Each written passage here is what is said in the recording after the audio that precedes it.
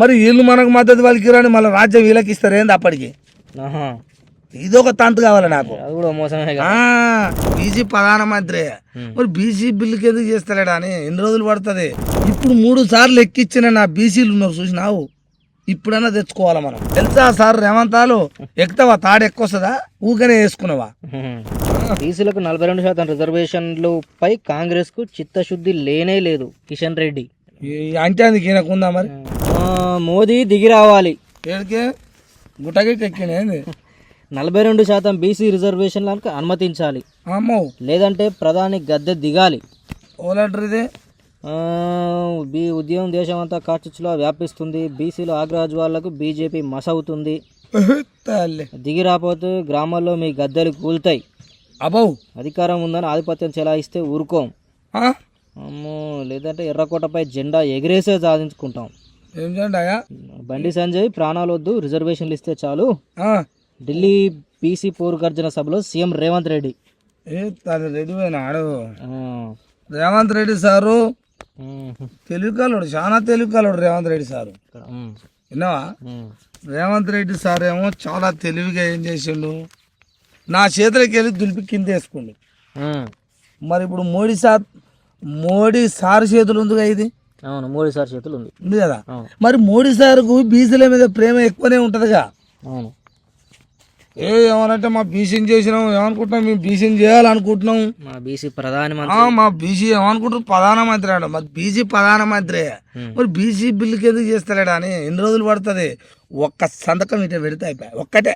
Parliament లో ఏంది bill పెట్టి చేస్తే అయ్యేపోద్ది. ఎందుకు పెట్టాడు? అంత నీ చేతుల్లోనే. 3వ సారా, ఒకసారి 2 సార్లు 3వ సారి ముచ్చటగా ఒక్క సంతకం పెడితే అయిపోతుంది కదా సార్. మా మీద ప్రేమ ఉన్నోని అవుతుంది, మా ఓటతో నువ్వు గద్దెనెక్కుతివి. ఇప్పుడు ఎందుకు మాకు? ఇప్పుడు పాపం మోడీ సార్ని ఏమనొద్దు, బీజేపీ వాళ్ళని ఏమనొద్దు. ఇప్పుడు 3 సార్లు ఎక్కిచ్చిన నా బీసీలు ఉన్నారు చూసినావు, ఇప్పుడన్నా తెచ్చుకోవాలా మనం. మన మీద ఎంత ప్రేమ ఉందో చూసినావా? ఎంత ప్రేమ ఉందన్న సంగతి తెలుసుకోర్రి.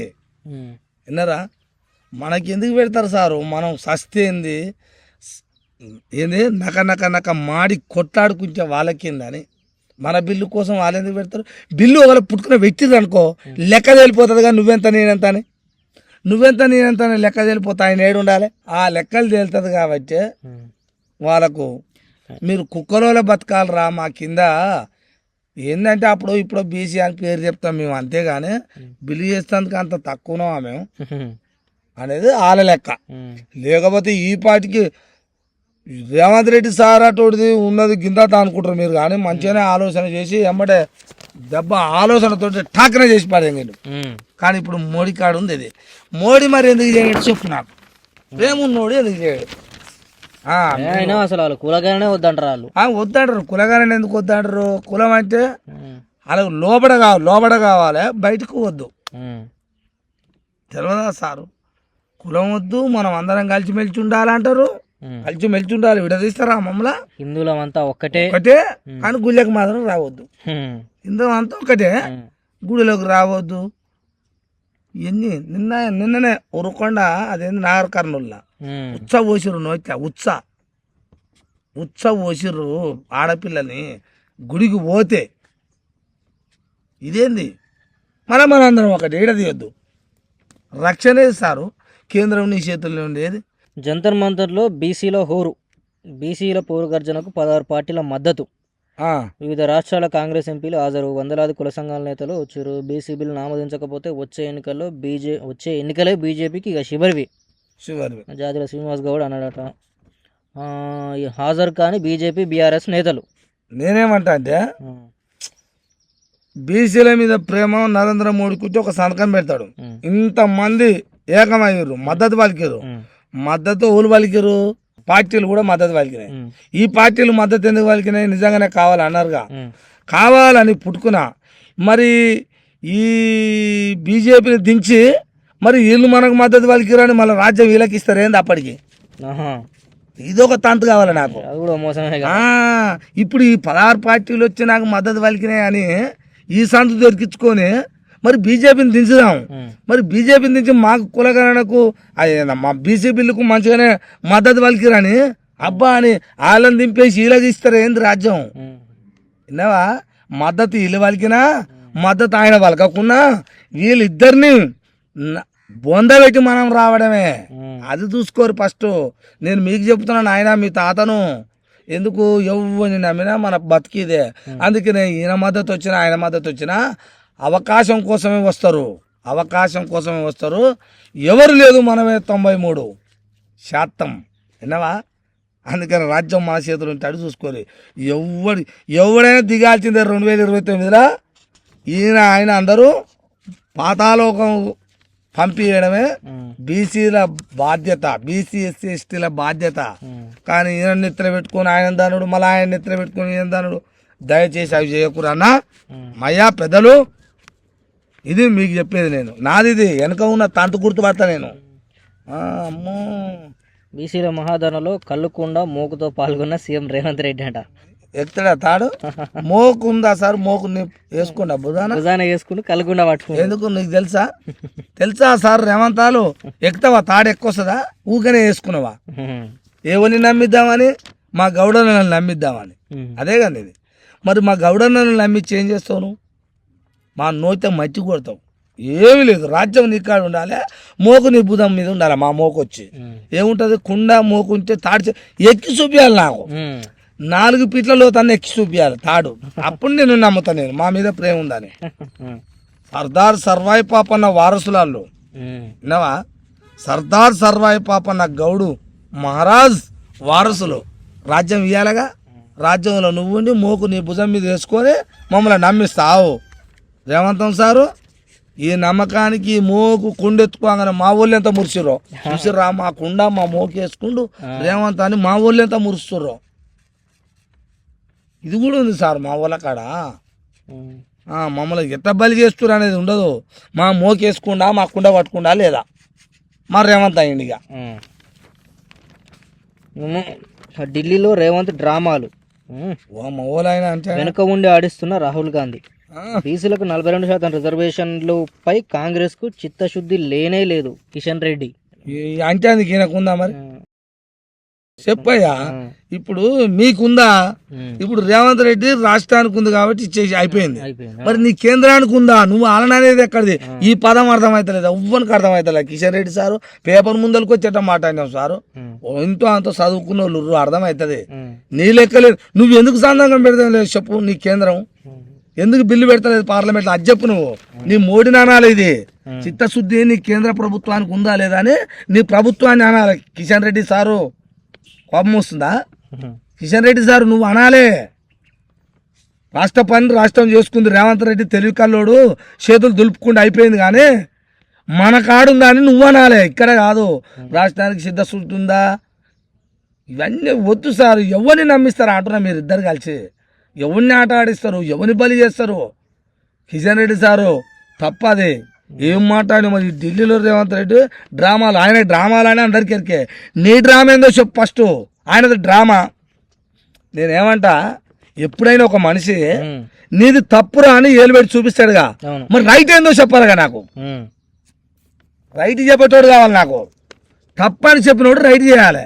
నీది తప్పేనా? ఆయన తప్పేట నా చేతులు దులిపేసుకుని అయిపోయిందిగా. నా వద్ద ఏది నేను పెట్టినాయా అన్నాడు. రేవంత్ రెడ్డి ఏమైంది ఇప్పుడు? అందరు గుండెలలా రేవంత్ రెడ్డి మాకు మద్దతు పలికిండు, ఆయన చేతుల్లో పని చేసేసిండు, అయిపోయింది. ఏమైనా కేంద్రం కాడు ఉంది, నాదేముందా అని ఇట్ట అన్నాడు. 2 చేతులు, ఒక్క చేయి కాదు గుర్తు, 2 చేతులకే మన ఓటు అన్నట్టు ఇట్ట పెట్టిండు. నీదేందో చెప్పు, నీది చెప్పు. కిషన్ రెడ్డి సారు పేపర్ ముందరకు వచ్చి మాట్లాడితే ఎవడో మరి ఇది వేసింది, మంచిగానే వేసిండు. ఇది ఎట్ట నిజమో మరి చదువుతానికి మేము చదువుతున్నాం. మరి ఇది ఏందో, ఇది ఢిల్లీలో రేవంత్ రెడ్డి డ్రామాలు. ఆయన డ్రామాలు ఓకే, నీ డ్రామా ఎందుకు చెప్పు? నీ కేంద్రాన్ని అనాలి ఈ డ్రామాని. ఎందుకు ఇన్ని రోజులు వాడతారు డ్రామా? ఎమ్మటే బిల్లు పెట్టొచ్చుగా. మోదీ సారు మా కేంద్ర మంత్రి, మా మంత్రి, ప్రధానమంత్రి అని నువ్వు అనాలి. ఇవి నువ్వు మాట్లాడేది. ఎత్తి అవతలు పెట్టు. ఇంకోటి చెప్పు, చదువు. నాకు ఎక్కడ అయితే పానం కావరెత్తి. చెట్ల నరికివేత ఆపండి. చెట్ల నరికివేత అది ఏడాది ఈ హైదరాబాద్లో ఏది మన 400 ఎకరాల. అమ్మో విన్నారే. గురువారం దాకా కంచగచ్చిపోలో ఎలాంటి పనులు వద్దు. ప్రభుత్వానికి హైకోర్టు ఆదేశం. హైకోర్టు ఇచ్చిందిగా.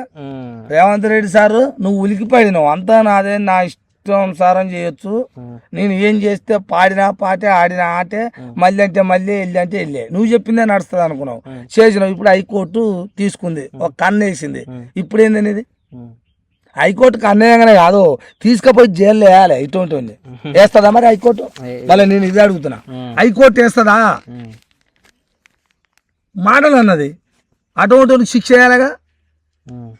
మిమ్మల్ని గౌరవించకుండా ఒక పద్ధతి, ఒక లెక్క పత్రం లేకుండా చేసిండు. ఎట్లా చేస్తావు అనేది ఒక రాష్ట్ర సీఎం నువ్వు ఎట్లా చేస్తావని హైకోర్టు ఒక మాట అన్నది. మరి నేను తీసుకుపోయి అందులో వెయ్యాలేదని వేస్తుంది. చెట్లను మొత్తం, అడవిలో ఉన్న పాములని, అదేంది నెమలీలు, అందులో ఉన్న జనుకలు, దుప్పులు, ఏది అని సకలం అవి రోడ్లు ఎక్కి మొత్తం దాటాకి దెబ్బలు దాకి అడ్డం పడ్డాయి. 400 జేసీబీలు పెడితే నైట్ మళ్ళీ ఆ చెట్లు నరుకున్నాడు, వచ్చి చెట్టు కింద వాడినాడు. అవును, పోలీసు చెట్లను నరుకుతుంది పోయి, అమ్మ ఎండకు తట్టుకోలేక మళ్ళీ చెట్టు లేకపోతే సద్దురుగా మీరు చెట్లనే నరుకుతారు, మళ్ళీ చెట్టు కింద నీడకు వచ్చి పంతరి. ఆ చెట్టు లేకపోతే ఎండల మండపోయారు. మరి ఇది చెప్పలేదా రేవంత్ సారు? చెప్పవు నాకు, ఇది చెప్పరు ముచ్చట. అది ప్రభుత్వ భూమే, పరిశ్రమల కోసం ఉద్దేశించిందే. అటవీ భూమి అని ఏ రికార్డులో లేదు. పాములు, ముంగీసలు, నెమళ్ళుంటే అడవి అవుతుందా? అలాగైతే హైదరాబాద్లో చాలా ప్రాంతం అడవే. ఓలిన ప్రభుత్వం తరపున అడ్వకేట్ జనరల్ సుదర్శన్ రెడ్డి వాదన. రెడ్డిగా రేవంత్ రెడ్డి మాట్లాడమన్నాడా సార్ నిన్ను? అయ్యా రేవంత్ రెడ్డి ఏమో నైట్ 400 జేసీబీలు పెట్టాము, సాఫ్ చేపించిండు, చెట్లను కొట్టించిండు, ఒక చెట్టు చూసి దానికి నా అనుకోమని చెప్పిండు. నువ్వేమంటున్నావు? నెమలీలు ఉంటే, జినుకలు ఉంటే, పురులు ఉంటే, నక్కలు ఉంటే, కుక్కలు ఉంటే ఇది అడవి అవుతుందా అంటే మరి ఏమవుతుందో చెప్పు నువ్వు. రెడ్డి గారు, సుదర్శన్ రెడ్డి ఏందైనా? సుదర్శన్ రెడ్డి అడ్వకేట్ జనరల్ ప్రభుత్వం తరపున నువ్వు అట మాట్లాడకపోతే మళ్ళీ నీకు మాట్లాడాలి. రెడ్డి రాజ్యమే, రెడ్డి రాజ్యంలో నువ్వు ఆ తరపున మాట్లాడకపోతే నీకు మర్యాద ఏమంటారుగా, వాల్యూ నీకు ఉండదు. ఆ మాత్రం మాట్లాడాలి. మరి రేవంత్ తూకోడు నువ్వు అట్లా. ఇక హెచ్సియులో లాఠీ చార్జ్. హెచ్సి అంటే అదే university, HCU Hyderabad central university, దాని పేరు ఇప్పుడు ఉస్మాన్ యూనివర్సిటీ. ఇప్పటిదే ఓకే ఇంగిలి పీసులా ఇది నాకు తెలియదు. ఈ చెట్లను నరకొద్దు చేద్దని విద్యార్థులు, ప్రొఫెసర్లు వీళ్ళందరూ ధర్నా చేస్తుంటారు, వాళ్ళని కొట్టాలి. లాఠీ లాఠీలు చూపించిన పోలీసులు కొట్టాలి సార్. మా వాళ్ళని 30 మందికి గాయాలు చంపేది. ఇంకా మమ్మల్ని చంపొద్దు, పానాలు తీయొద్దు, తీయలే. ఇంకా మీరు ఎందుకో మరి ఆ మాట చెప్పలేదా? ఎట్లా మా బీసీలేనా, బీసీఎస్ ఎస్టీ పిల్లల చదువుకున్న దాంట్లో ఆ పిల్లలను తీయాలనా? మళ్ళీ మీరు పానాలు తీసి కొట్టమని చెప్పిందో వాళ్ళకి బీసీఎస్ ఎస్టీ పోలీసు వాళ్ళకేనా? పాపం వాళ్ళు కొచ్చిర్రు కానీ ఇంకా విజయలే. ఇది మా దౌర్జన్యం, మీ దౌర్జన్యం, మీ అరాచకమా, ఇది ప్రభుత్వం అంటారా ఏమంటారో తెలియదు. మరి ఎందుకో మరి అంతలా బాధ ఏమొచ్చిందో మరి. ఆ 400 ఎకరాలల్లో అంత ఘన కార్యం ఏం చేద్దాం అనుకున్నావు నువ్వు? మొత్తం పరిశ్రమలు చేస్తాడు. ఏం పరిశ్రమలు? ఎవరికి అవసరం ఆ పరిశ్రమలు? పెద్ద పెద్ద పరిశ్రమలు ఎవరికి అంటున్నా? ఆ పరిశ్రమలు తలగవాడా, ఈ బూడిద అయిపోను. దానివల్ల పేద ప్రజలకి ఏమన్నా ఆసరా? ఆ పరిశ్రమలు అవన్నీ మీకే, ఇంకా సరిపోదు. ఈ భూమి మొత్తం రాష్ట్రం అంతా శూన్యం వచ్చి, భూకంపం వచ్చి కొట్టుకపోయి మీరే బతకాలి, ఎవడు బతకొద్దు.